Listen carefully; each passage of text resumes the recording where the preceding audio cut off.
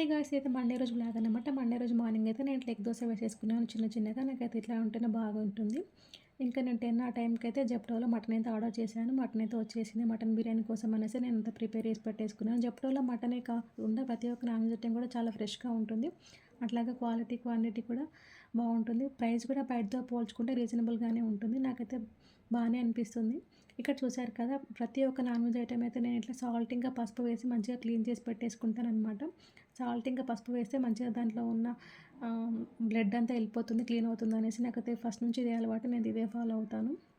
ఇంకా తీసుకొచ్చుకున్న మటనయితే నేను half of the amount mutton biryani చేసుకున్నాను. కొంచెం అయితే ఇంకా నేను మటన్ కర్రీ కూడా చేసేసుకున్నాననమాట. ఇప్పుడు లంచ్ అయిపోయిన తర్వాత బయటికెళ్ళాల్సిందుంది. అందుకనేసి మటన్ బిర్యానీ చేసేటప్పుడు ఈ వీడియో అసలు తీయలేదు. టైం కూడా లేదనమాట.